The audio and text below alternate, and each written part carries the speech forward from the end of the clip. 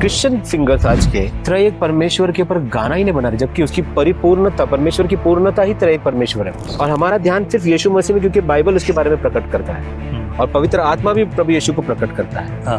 सवाल ये उठता है कि आपको पता है कि त्रयेक परमेश्वर कौन है? क्या हम त्रयेक परमेश्वर को भूलते जा रहे हैं? हमें पता भी है कि प्रभु यीशु वो किसको पिता कह रहा था? प्रभु यीशु जिस पवित्र आत्मा को भेजो वो कौन, उसकी गुणवंत क्या है, उसकी बातें क्या? मैं ऐसा कहूंगा, खुदा अगर त्रयेक परमेश्वर नहीं है तो खुदा नहीं। यही यहाँ से कल्ट शुरू होता है। वो व्यक्ति अपनी बातों को, वो इतिहास को किस नजरिए से देख रहा है और किस तरफ ले जाएगा, उन बातों का प्रकाशन है जेनेसिस टू रेवलेशन। जिस खुदा बनाने वाले की तुम खोज करो, जिसे सारा कुछ आया, वो इस धरती पर मानव या फिर मनुष्य बनकर आया। क्या बात है। और वो आपके बीच में रहा, अपने उसके लोगों ने अपनाए। बट आखिर में 20वें अध्याय में यूहन्ना सवाल पूछता है, क्या तुम विश्वास करोगे?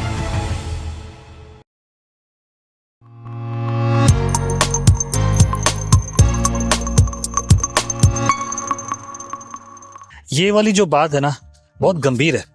जब हम इस तरह के सवाल को उठाते हैं तो हम देखते हैं कि कई सारी चीजें अभी लोगों के सर के ऊपर से जाती है, because they just want to have like other thing.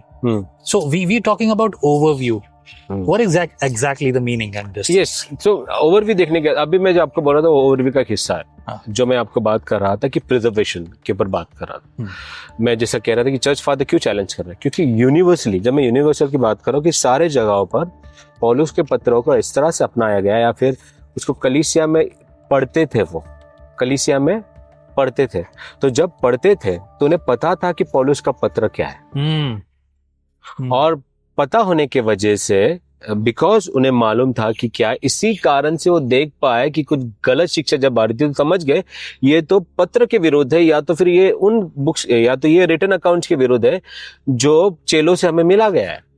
क्या बात है। यस, क्योंकि शुरुआती दौर में पत्र जो था वो कलीसिया में पढ़ते थे, इसलिए उन्हें मालूम था कि अगर कोई गलत अकाउंट आएगा उसको खारिज कर सकते हैं।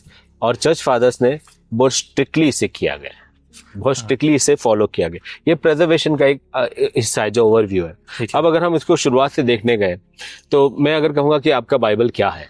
बाइबल आप उसको कह सकते हैं बुक्स, लाइब्रेरी कह सकते हैं, लाइब्रेरी ऑफ बुक्स, क्योंकि वो शब्द जो होते हैं वो एक लिखने वाला जो पेपरस है, उस समय पर जब एक्सपोर्ट किया जाता था और वो जिस जहाज से लिया गया था, वो जगह का नाम, मतलब वो जहां से एक्सपोर्ट होता था उसको बिब्लॉस बोला गया है।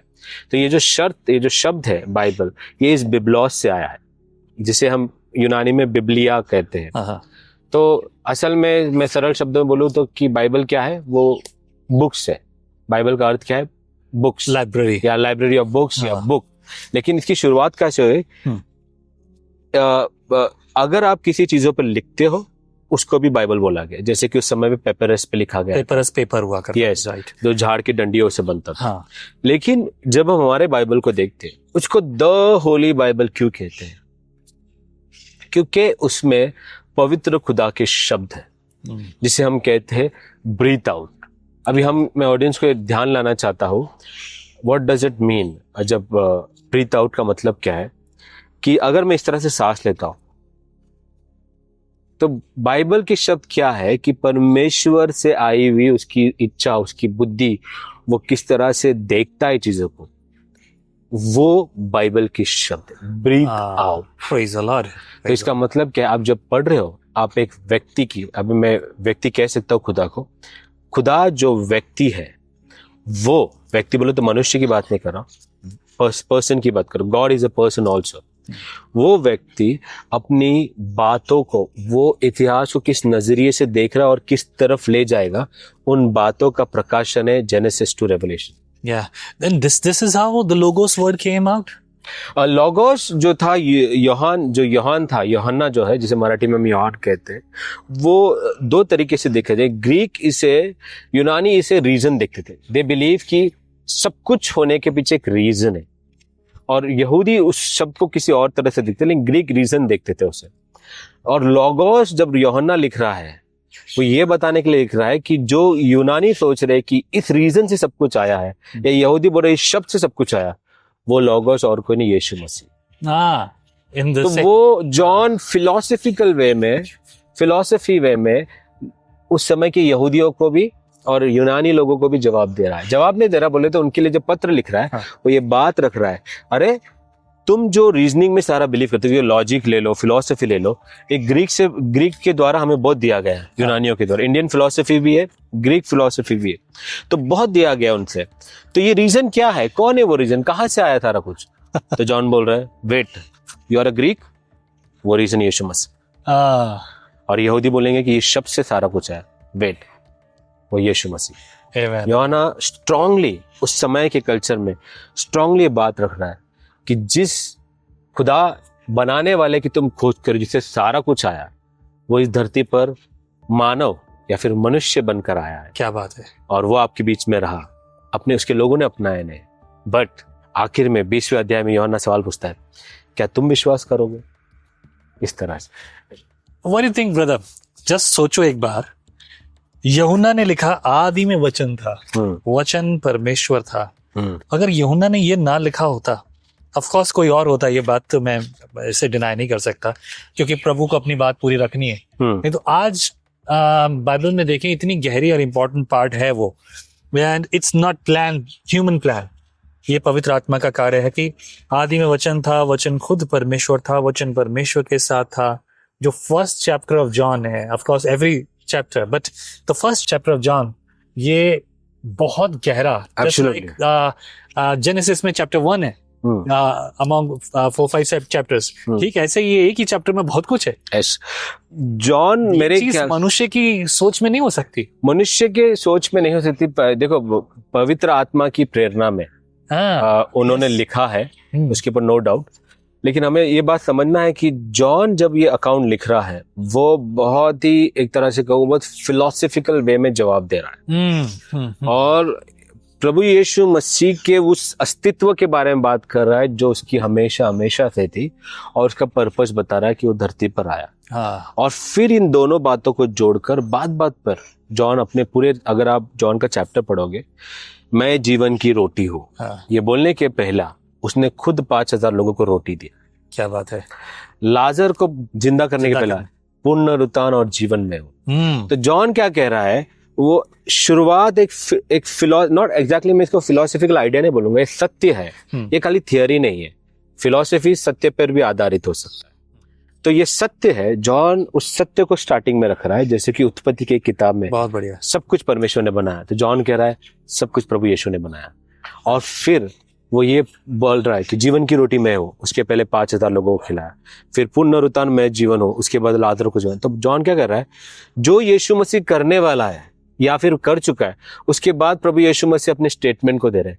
वो जॉन क्या कह रहा है कि यीशु मसीह ने जो कहा है उसको साबित भी किया है। क्या बात है। अगर मैं कहूंगा मैं पुनरुत्थान और जीवन में हूँ, तो वो लाजर को बोलेगा बाहर आ। तो जीवन किसके पास है? सही बात है। यस, सीधी बात। तो जॉन क्या कह रहा है कि यीशु मसीह ने कहा, करके दिखाया, या तो फिर कर दिया और फिर कहा। दोनों में समानता लाकर वो आज हर एक क्रिस्तियों से या फिर हर एक लोगों से संसार में सवाल पूछ रहा है, वुड यू बिलीव? क्या तुम विश्वास करोगे? यही उसका, देखो अब 20वें अध्याय में लिखा गया, ये सारा कुछ लिखा गया था कि तुम विश्वास करो। तो ये एक प्रश्न है क्रिस्तियों का भी, क्या अलग अलग परिस्थितियों में तुम प्रभु पर विश्वास करो? क्योंकि जो उसने कहा, या तो उसने करके दिखाया, या तो जो उसने करके दिखाया उसके बाद उसने कहा कि मैं जीवन की रोटी हूँ, जो इस रोटी को खाएगा कभी नहीं मरेगा। और उसके एक दिन पहले ही 5000 लोगों को उसने खाना खिलाया। यूहन्ना कौन था? यूहन्ना यीशु मसीह का चेला था। उससे पहले कौन था? जहां तक मुझे इतिहास का पता है, वो एक हिंदी में बोले तो मच्छी वाला या मछुआरा कैसे, मछुआरा। और मछुआरे की एजुकेशन क्या हो सकती है?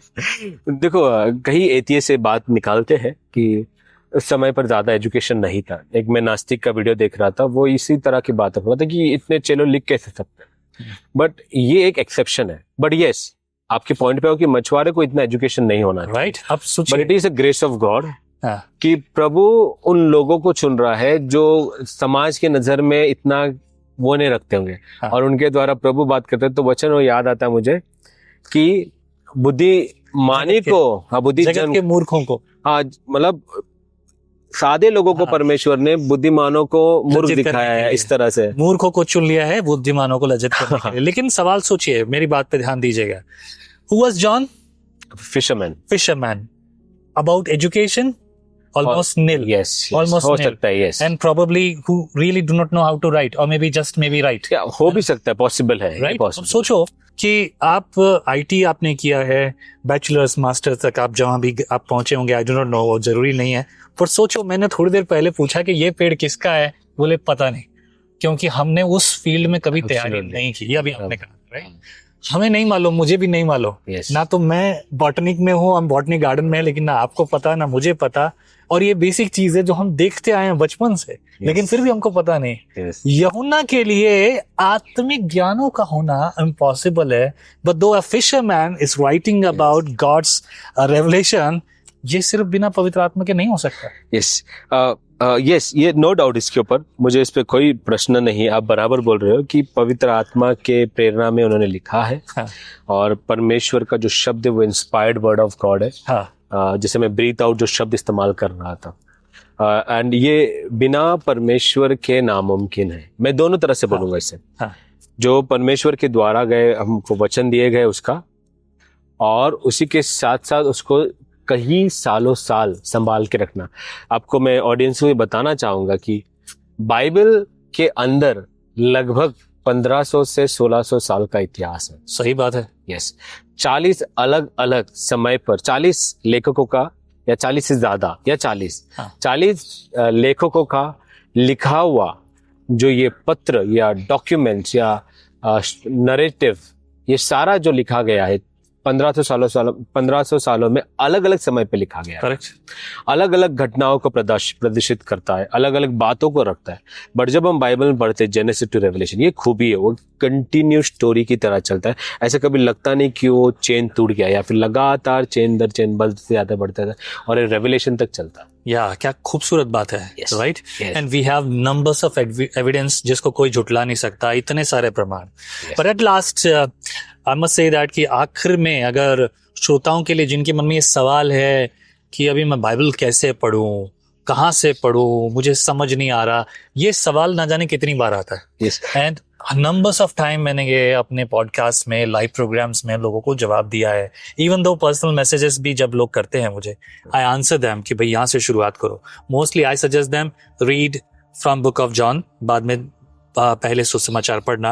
एंड देन कभी कभी मैं लोगों को, जब मुझे उनकी परिस्थिति दिखती, देन आई सजेस्ट देम कि अब रोमन्स से पढ़ना शुरू करो, because you already know all these books, तो अब आप यहाँ से पढ़ना शुरू करो। व्हाट यू से in your observation, in your personal experience, आपके पर्सनल अनुभव में आप लोगों को कैसे कहेंगे कि आप इस तरह से शुरुआत? मैं हमेशा बाइबल पे लोगों के लिए ये जोर डालना चाहूंगा कि आप इन कॉन्टेक्स्ट पढ़िए। ये एक किसी भी किताब के पढ़ने का मूल सूत्र है। करेक्ट। अगर आप लेखक की बुद्धि को उसके अनुसार नहीं पढ़ते, तो आप लेखक की कहानी नहीं, किसी और की कहानी पढ़ते। हाँ, सही कहा। परमेश्वर, हमें ये बात पे जोर डालना है, बाइबल परमेश्वर के दिए गए शब्द है, मतलब, लेकिन वो दिए किसके द्वारा? हाँ, मनुष्य के द्वारा, कुछ परिस्थितियों में, कुछ हिस्टोरिकल सेटिंग्स एंड बैकग्राउंड में। करेक्ट। उसके आधारित ही हमें उसे पढ़ने की कोशिश करना चाहिए। जिस भी परिस्थिति में वो थे, जैसे कि मूसा का जो हिस्टोरिकल सेटिंग है, बैकग्राउंड है, वो जॉन से अलग है।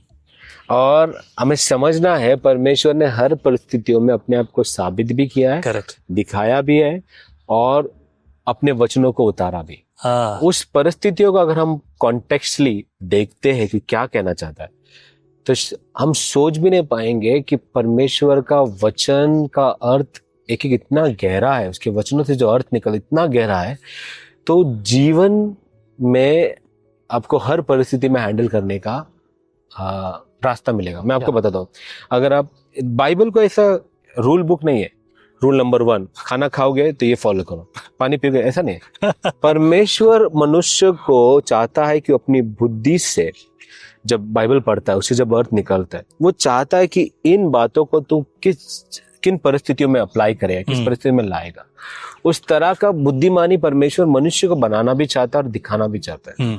तो वो आपको समझना है कि मूसा की परिस्थिति में उसने क्या किया, किस तरह से परमेश्वर ने क्या किया, मूसा ने क्या किया, उससे क्या अर्थ निकलता है। वो अर्थ लेकर जब मैं हर रोज के जीवनों को डालूंगा, तो आपको रूल बुक की नहीं, परमेश्वर आपको दिल से ऐसा बनाएगा जो आपको बुद्धिमत्ता में ऐसा चलाएगा कि आप हर परिस्थिति में क्या करना चाहिए, परमेश्वर के वचनों के द्वारा आपको पता चलेगा। बहुत खूब, बहुत खूब। इनसे इन लास्ट ये एक सवाल जब हम लोगों को बताते हैं ना, कॉन्टेक्स्ट में पढ़ना है, मतलब भूमिका पता होनी चाहिए आपको कि हम जो पढ़ रहे हैं वो क्या है।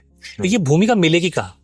यस, इसका बहुत सारा कारण है, मतलब ऑप्शन बहुत है। मैं अगर पुणे की बात ले लूं, एक क्रिश्चियन बुक है OM बुक्स, जिस जगह पर हमें यहाँ से नजदीकी में ये है, जिसे कैंप एरिया कहते हैं। हाँ। सॉरी, नानापेट में है, नॉट कैंप एरिया, नानापेट में है। हाँ।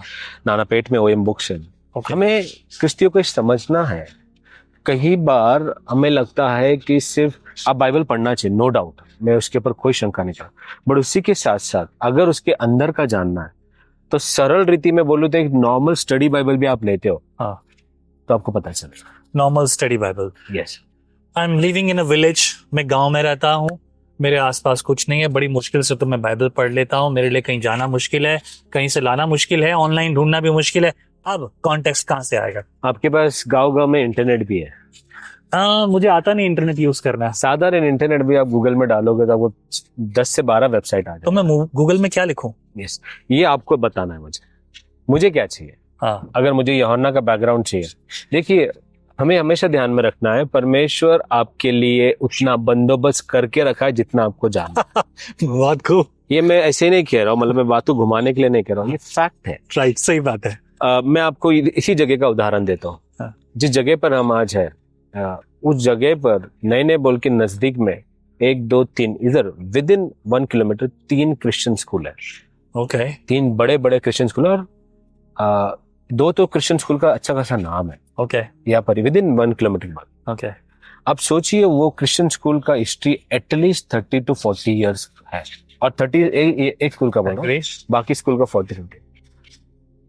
आज के समय में एजुकेशन बहुत फैला है, लेट्स कंसीडर 20 सालों में। हाँ। 40 साल पहले इस जगह पर आके क्यों कोई स्कूल बांधे? इसका मतलब क्या है? विलियम कैरी के समय से हम जब देखते हैं, परमेश्वर ने सबके लिए किसी ना किसी को भेजा है और बंदोबस्त किया। सही बात है। तो आप किसी भी गांव खेड़े में हो, परमेश्वर ने आपको पढ़ने के लिए उतना बंदोबस्त करके रखा है जितना आप उसको जानने के लिए नजदीक आने का उन्हें रास्ता निकलेगा। कहने का क्या मतलब है, अगर मुझे खुदा के पास जाना है तो परमेश्वर ने उस रास्ते को पहले बना के रखा। एग्जाम्पल आपको मैं देता हूँ। हाँ। पुणे के फेमस, आज से सबसे पुराने जो सिंगर थे, बहुत फेमस है। अगर आप पुणे में उपासना संगीत देखते हो, जिसे एक उपासना संगीत का बुक है, उसमें अलग अलग हिम्स है। इस हिम को जो लिखने वाला है, मैक्सिमम कलेक्शन है रेवरेंड नारायण वामन राव तिलक। करेक्ट। ऑलमोस्ट 100 ईयर्स है। वो आदमी की गवाही ये है, वो एक्चुअली हिंदुइज्म से आया है, और फिर उसने प्रभु के सामने चिन्ह रखा कि अगर उस लाइब्रेरी में मुझे ऐसा ऐसा बुक मिलेगा तो मैं मानूंगा कि तू खुदा, या फिर तुझ पर विश्वास करूंगा। और एग्जैक्टली उस समय पर 100 साल पहले उस लाइब्रेरी में उसको वही बुक मिलता है जो उसको चाहिए। Okay. So what I am trying to make a point, God will provide everything, चाहे आप किस भी खेड़े में हो। तुम्हें बहुत अच्छा एग्जाम्पल। तुम्हें क्या उस मौके को तुम लेकर मेहनत करने तैयार हो? क्या बात है। मैं भी कहूंगा श्रोताओं के लिए, मैंने वेबसाइट बनाई है जिसका नाम है jesusforindia.com, और अगर वाकई में आप खोज रहे हो, इसमें अभी बहुत कुछ तो नहीं मिलेगा आपको क्योंकि ये डेवलपिंग स्टेज में है, बट बहुत कुछ मिलेगा आपको ताकि आप वहां से खोज सकते हो, ढूंढ सकते हो। जस्ट लाइक जो टेस्टिमनी की हम बात कर रहे हैं, दैट्स रियली वंडरफुल। मैंने उनके ऊपर एक शॉर्ट हिस्ट्री वीडियो बनाया है, और जब मैं उनके बारे में देख रहा हूँ तो वाकई में ये खोज कर रहे हैं, और तब 100 साल पहले की बात है। उनके पास वो डेटा था और कहीं किसी ने लिख के रखा है। सो अगर खोजने वाला खोज रहा है तो उसे मिल रहा है। यीशु मसीह को खोजने की बड़ी जरूरत नहीं है, वो आपको खुद खोज रहा है। आई जस्ट टू ऐड यार, आखिर में मैं ऐड करना चाहूंगा with your permission sir, please. मैंने आज के, मतलब ये क्रिश्चियनडम में, मैंने जो आज के जो स्तुति आराधना करने वाले हैं, मैंने उनके गाने में, कल ही जब मैं सुबह, कल नहीं परसों सुबह मैं किधर गया था, मैं क्रिश्चियन सॉन्ग सुन रहा था, मतलब वर्शिप का सॉन्ग सुन रहा। मैंने ध्यान किया यार, मेरे बात में आया, आई डोंट नो मैं ऐसा कैसे, प्रभु ने मेरे अंदर डाला। वो गाना बहुत यीशु मसीह पे फोकस है, नो डाउट। मेरा प्रभु है, उसने मुझे बचाया है, वो खुदा है, करेक्ट। लेकिन मैंने देख रहा है कि ज्यादातर के गाना यीशु मसीह पे ही फोकस है, हालांकि ट्रायून गॉड पे फोकस नहीं, त्रय एक परमेश्वर पे फोकस नहीं।